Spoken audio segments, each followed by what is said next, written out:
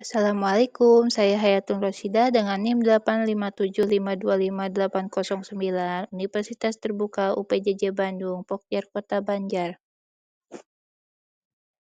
Pada video kali ini, saya akan melakukan praktikum simbiosis parasitisme di lingkungan sekitar. Adapun tujuannya yaitu mengidentifikasi simbiosis parasitisme. Alat dan bahan yang diperlukan, yang pertama yaitu alat tulis, yang kedua lembar pengamatan, yang ketiga alam sekitar.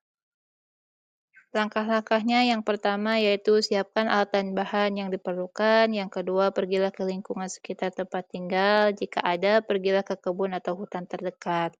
Yang ketiga, cobalah identifikasi beberapa simbiosis parasitisme yang terjadi antara hewan dengan tumbuhan, antara hewan dengan hewan, antara tumbuhan dan tumbuhan.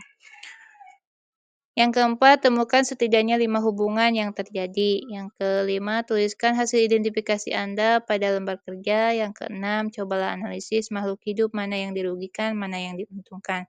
Yang ketujuh, yaitu jenis keuntungan dan kerugian apa yang terjadi pada hubungan simbiosis tersebut. Dan yang terakhir, yaitu tuangkan hasil pengamatan pada tabel pengamatan. Dalam suatu ekosistem terdapat hubungan antara makhluk hidup dengan makhluk hidup lainnya serta lingkungannya yang saling ketergantungan. Hubungan timbal balik antar spesies makhluk hidup dalam suatu habitat tertentu disebut dengan simbiosis.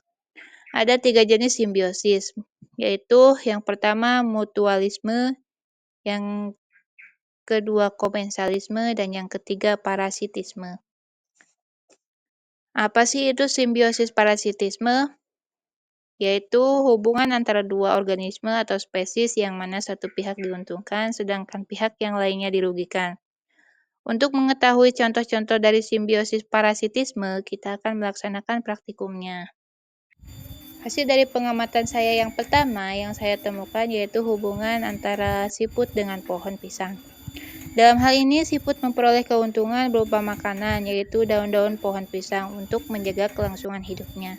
Sedangkan pohon pisang mendapatkan kerugian karena daunnya menjadi rusak, di mana itu menghambat proses fotosintesis dalam pertumbuhan dan perkembangan pohon pisang. Yang kedua yaitu hubungan antara nyamuk dengan manusia. Nyamuk memperoleh keuntungan berupa makanan dengan cara menghisap darah manusia.